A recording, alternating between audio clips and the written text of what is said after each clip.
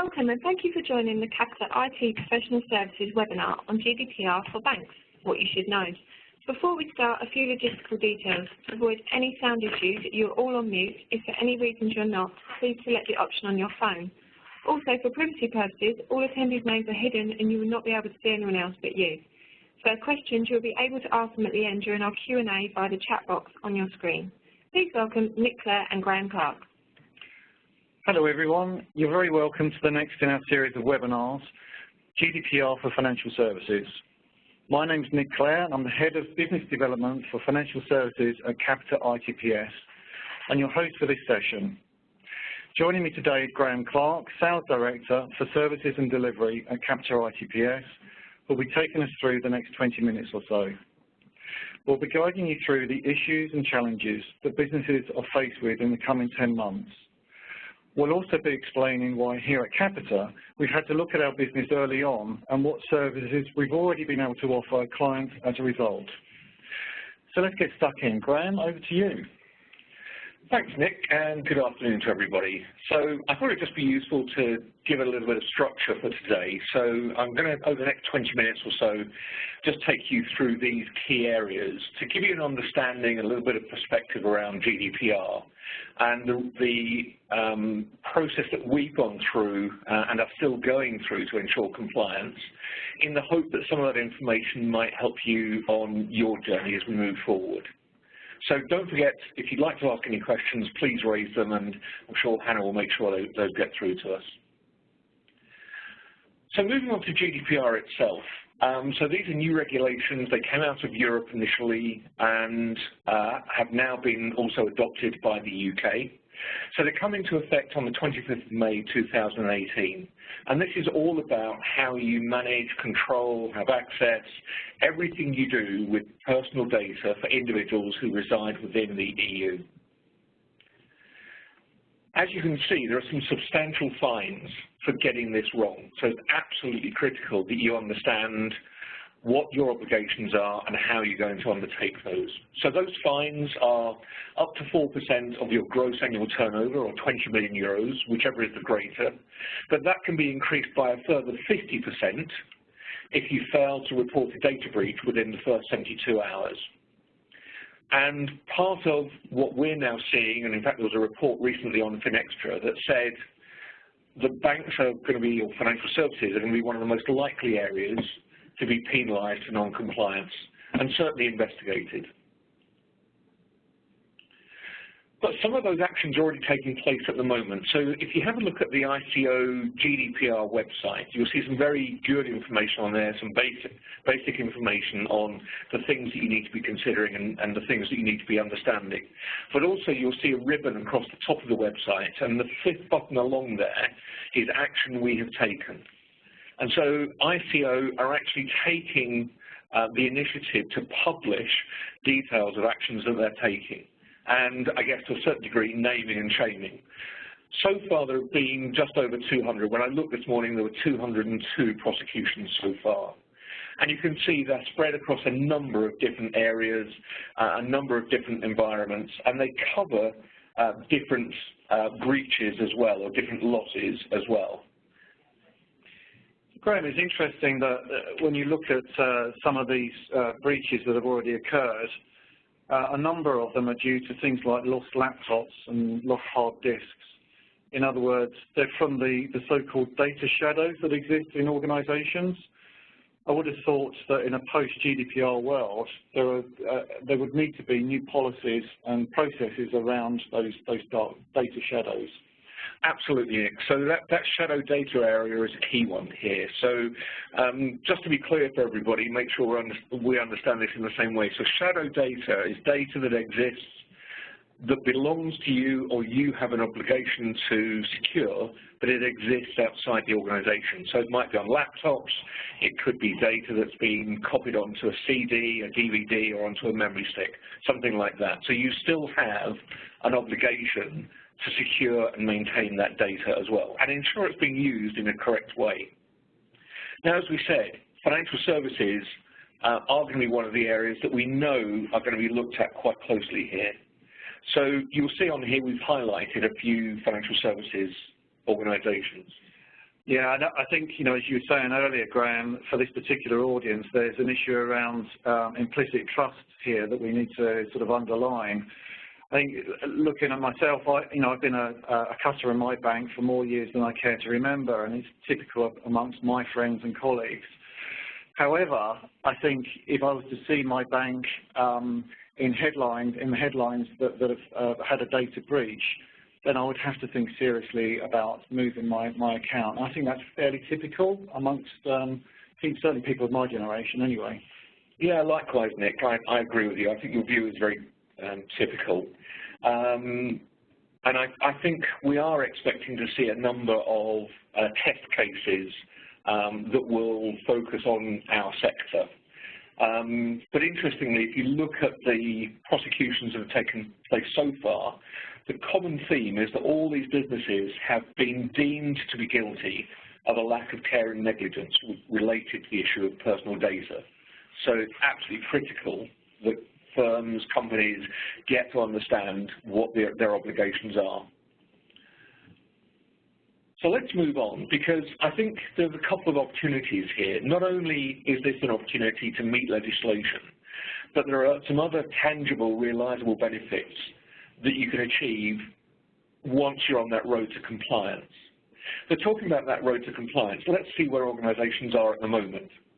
So back in April this year, IDC, the International Data Corporation, undertook a study, a survey of British business to look at where people are on this journey to compliance. And it's really interesting. You can see here there was only somewhere in the region of 18% who thought or felt that they were already complying with this, and that if they were audited, they would be okay. But there was a staggering 58% said that if they were audited today, they knew that they would fail. But I guess there's that more worrying area here of people looking at this and saying, well, we don't really know where to start, we're awaiting guidance.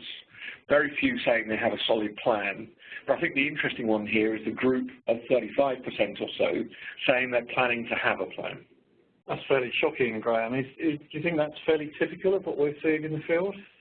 It is, Nick. In the meetings that we've been having, the team have been having recently, we're hearing this time and time again, that companies know that it's coming along, know that they have to do something, but they're just not starting as yet.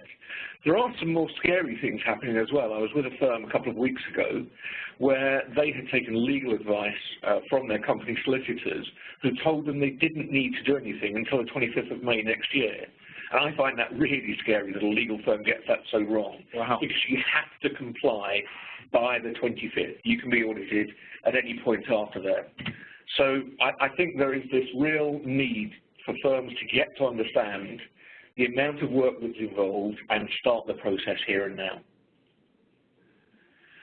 So, of course, in financial services, we not only have the GDPR compliance issue that we have to face, but also in January next year, as I'm sure many of our listeners will be aware, PSD2 comes into effect, so the Payment Services Directive. And therefore, they've got a double whammy of things that they've got to look at. But I guess there are some key areas that are common to both. So looking at this, as we mentioned earlier, Nick, it's around trust and integrity. But there's also this whole area of retention of data. So it's collecting, managing, and really making sure you're looking after that data and you're securing that data as required. At the bottom of the table here, you'll see this area around risk and liabilities. So it's very important that firms take an approach to this that's a risk-based approach. If you try to comply 100% with everything that's in GDPR, you'd probably go out of business. So there are certain areas of risk that you have to say you have an acceptance of that or propensity to accept that risk. So holding personal data in itself is not necessarily a high risk. But how you manage, secure, and deal with that data can increase the risk. So you have to decide where you sit. There's also this whole issue where, as we're aware, over the last 10 or 15 years, there's been a massive proliferation of data, and in particular personal data. And so there's a key requirement here to make sure that we focus on how we manage and audit that data and look after that data. As you mentioned earlier, Nick, 90% of data breaches occur in the whole shadow data environment. So a really key one for firms to look at. And then the final one is this whole issue around insecure and undefined access. So it's an absolute time bomb for firms that don't get that right. I guess whilst we're here, it's worthwhile just having a look at the two pieces of regulation, because at first glance they do seem to be at polar opposites. We've already gone through some of the guiding principles of GDPR, and you've talked about the taking back, the individuals being able to take back control of their own personal data, and to make businesses responsible for ensuring that privacy. The ICO are going to underline that by punishing any breaches with big fines, and then there's the reputational risk that follows as a result. The Payment Services Directive allows third parties to initialise payments on behalf of bank customers. It also allows other types of third parties to interrogate bank accounts through banks' APIs in this new open banking environment. So a couple of points here. The Payment Services Directive raises the probability of a breach in this new open data environment, and then GDPR, of course, raises the severity of those breaches. I think what's interesting is they're both a call to arms to get for businesses to get their arms around data and use it as an opportunity to be able to use that personal data in an intelligent way to be able to upsell and cross-sell other products and services. Yeah, I think that's really important, Nick. I think, the key things that I would pick out of that are, don't only look at the fines, but look at the reputational risk as well, and the reputational damage of your name or your logo appearing on that list on the ICO website. So I think that needs to be taken into account. But I think that there is another way of looking at this as well. A lot of people are looking at GDPR as almost a form of taxation, but actually there's some positive benefits, which we'll cover in a moment. Yep. So let's look at how we solve that problem and how we move forward. So I'm going to use Capita as the example here and talk a little bit about why we think we have some value to add to the people who are listening on this call at the moment. So for those of you that don't really know Capita, I'm just going to do a quick introduction to the business. I mean, the key thing here is we interact with something between 40 and 45 million individual people in the UK every year. And we do that through some of the big contracts that we run and maintain. So things like the BBC TV licensing system. We also run the council tax for a number of local authorities. I guess specifically for the financial services world, we have over £600 billion worth of funds under administration across life and pensions and consumer finance. So as I'm sure you'll agree, there's a really broad set of contacts here with the public and public information, and therefore we probably have about the highest exposure to GDPR as you can get, and therefore we've had to take this very seriously. And we've been working on this now for over 12 months. So let's talk about the three key phases that we went through. So the first one was interpreting the regulations and getting to understand the regulations. Now, a lot of the regulations are still subject to scrutiny and are still being defined right now. But the key thing here is a lot of the information from this already exists in the current Data Protection Act, 1998. And there are just some further extensions. I mentioned earlier one of the extensions being around the size of the fines. So under DPA, the fines were €500,000, they're now going up to 20 million euros. But there are also some other areas of regulation as well, not least of which is the need to appoint a data protection officer if you have more than 250 employees in the company. So you really need to get to know and understand those regulations. Based on that, then, it's important you work through and you create your policies and processes and procedures around that. So this will be things like creating privacy notices, how you will handle consent, how you're going to manage subject matter access requests, and so on. So it's a whole series. We had to create a whole series of documented processes and policies around how we handle each of those areas. And then finally, it was execution. How do you put that into effect? So it was things like the data privacy impact assessment. So with the data we hold, what would be the impact of losing that data? You'll also see that one of the key requirements here is this right to be forgotten or erasure of data, and this interesting word obfuscation, which I'll talk about later.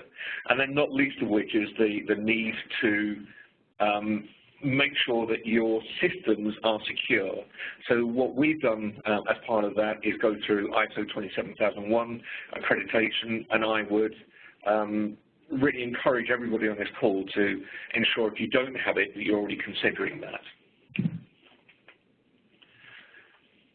So moving on, and I've just picked a couple of key areas here. If we look around GDPR compliance, one of the key things is around GDPR awareness, privacy awareness, data protection training.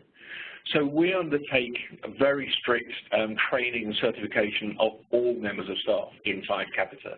So everybody goes on a training course and we're then tested, and we do annual certification around making sure that we understand the obligations that the company has and personally we have around data protection and privacy awareness. And then there's also this whole thing around individual rights compliance and making sure that people understand that as well. So this is the right to erase data, the right to restrict processing. So you can only hold data on individuals where you have a proportionate or a reasonable right to process that data. You can't just hold that data for no reason. So there are a whole series of areas that you need to understand.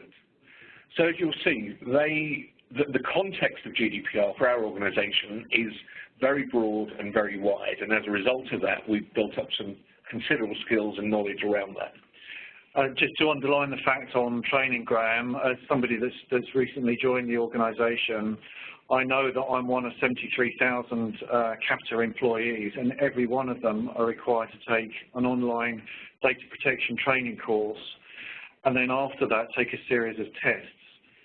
This is done within the first month of joining, and then every year on the anniversary thereafter. Absolutely, I remember it well, and as you say, something that we have to do every year. So let's move on and talk about how we can help organisations, such as those listening on this call, to start that journey towards compliance and help them move along the road towards compliance. So one of the things that we've done here at Capita is we've created a GDPR roadmap. So if you look at GDPR really has these 7 core guiding principles. So we already touched briefly on the first one, consent to collect and use data, and the auditability and traceability. This is a really important one. I was actually with a company a few weeks ago where they said that if you input data onto their website, if you input your personal information onto their website, they had a statement there that said you were therefore giving them consent to hold, maintain, and control that data. Well, under GDPR, that won't be acceptable. You have to have written or even an electronic signature consenting to your data being held. You have right of access to that data and know what data is being held about you. You also have the right to be forgotten, which links into that. And so there's a key part in there. Firms have to understand what their policies are going to be around retention of data and how they're going to undertake deletion if requested. And of course, it won't be all data that gets deleted, especially in a financial services company, because there will be some requirements under HMRC regulations and around some of the bank trading regulations that means there's certain data you have a regulatory requirement to maintain. But you have to tell your clients what you are retaining and why. As part of that, there's also this right to rectification as well. So if any of that data turns out to be wrong, you have to correct that data on the instruction from the client as well. And now back to my favorite word. We discussed this earlier on as well, around obfuscation of non-operational data. So all obfuscation really means is anonymization of data. So in other words, data that you're using for marketing planning or even testing your systems shouldn't be linked back, or you shouldn't be able to link back to an individual with that data. It shouldn't be identifiable. So you have to obfuscate or anonymize that data. There's also this need to have data transferability between organizations. So if one of your customers transfers to another bank, you have to be able to transfer all of the data that's required to the other bank in the format the other bank requires as well. So that's one that you really need to consider and understand. And then there's this whole area of demonstrable control and security around how you're maintaining the security of an individual's data and ensuring that you meet and you comply with the regulations. It's a really challenging one. But I don't want organizations not to just take a knee-jerk reaction to this and see this as being just another taxation and not just legislative requirement. There are other things that you can get from this. So the management of data can also mean that you get better control of the data you have, a better understanding of the data you have, and then turn that into actionable information. Yeah, I agree, Graham, and I think, you know, we've said it's a data management problem. I actually think it's an opportunity. I think by embracing these regulations and looking at your business in a holistic way, there is an opportunity, a real opportunity to use that data in a really intelligent way. For instance, if we look at the payment data that we're able to collect, we can look at things like what was bought, where it was bought, who it was bought with, etc., etc. We're then able to offer other products and services through other channels, such as marketing and financial issues. Yeah. Yeah, absolutely. So I think there are benefits that come from this that are over and above the just complying with the regulations as well. So I think you're absolutely right, Nick. So let's look at how organizations can move forward and begin that process. So here at Capita, we've developed a three-stage approach to this. So discovery, analysis, and recommendations. And what I'm going to do now in the next couple of slides is just give you some examples of what we do and how we undertake this. So the first stage is discovery or assessment. So what we'll do is we'll do an assessment and baseline your current as-is status, but focus that across the 6 key dimensions of GDPR compliance. So one of the things that I'd like to point out here, if you look on the right-hand side, there's a radar diagram there, and that shows a little bit about our journey. So we started in 2016, and if you look, we've focused across 5 key areas in our activities, so people, processes, technology, data, and security. And you'll see the journey that we're having to go through, including this year, 2017, and what we have to do by 2018 as well. So it's a radar that gives us an idea of the things that are coming up and we have to focus on. In the analysis phase, we'll take the data that we collect from those assessments and report back to you then so that you understand what your position is and where you stand at the moment. So this will cover across a whole series of areas, and not least of which we'll share with you some of the intellectual property that we have around creating things like information and data asset registers, privacy notices. We'll show you what we've done, and you may be able to reuse some of that information as well. And then finally, we'll come back and report back to you with a series of recommendations. One of the things that I'd like to highlight on this is if you look at the bottom right-hand side of the screen, you'll see we've created a portal, and it's part of what we use to report back to you as well. And on that portal, it's based on the key elements of the ICO website, and we'll report back to you and show you on a red, amber, green basis where you stand at the moment and the things that you need to be focusing on. And you can then have access to that on an ongoing basis to make sure you maintain and retain compliance as well. So really, really critical. So I'm just going to wrap up quickly now. So in terms of how we can help you or accelerate your GDPR compliance program, or in some cases, if you look at that 37–38%, begin to prepare to plan for a plan. We have support and consultancy to help you to understand the whole compliance issues around GDPR. We have compliance policy templates and portals. We have consultancy to help you to understand how to better manage your data assets and improve cyber security and risk management. And then we have a series of tools that we can give you access to that will help you to complete this journey. And then obviously the bigger Capita has a whole series of technology solutions, be they hardware, software, or indeed consultancy around helping with the rest of your journey towards compliance. Thanks, Graham. And then to summarise the session overall and what we've discussed today, we're saying that GDPR in particular is not just a legal requirement, it's a data management issue. Getting it wrong can have serious consequences. We're saying don't treat PSD2 and GDPR separately. They both require control measures around the treatment of personal data. But really this can be turned into a great opportunity. And in our research for this session, we've seen that actually data is now regarded as the new oil. And there's a parallel between oil in the 20th century to data in the 21st century. And here at Capita, we've had to embrace GDPR early by the virtue of our own business and the fact that we touch so many households in the UK. We've developed a best practice, and then we've been able to offer, as a result of that, we've been able to offer these GDPR assessments that will quickly tell you where you are and what you need to know for compliance. So that wraps up. Can I hand back to Hannah for any further questions? Thank you very much to our speakers for their time today. Now we're going to take a few questions from the audience. The first question we have is regarding the assessment you're offering. Can we just clarify this covers activities outside the technical environment as well? Yes, I'll take that one, Nick. So, yeah, absolutely. As we talked about earlier on in this, it's not just a matter of looking at the technical environment, but there's a whole series of policies and processes and procedures that you have to make sure you understand and have documented. So what we'll do is we'll show you what we've done in those areas, and you'll have access to some of that documentation as well to guide you, and in some cases you can just take that documentation and put your own name on it, and it then becomes yours. Thank you, Graham. We noticed there has been some noise in the press over the last few days relating to the ICO consent guidelines.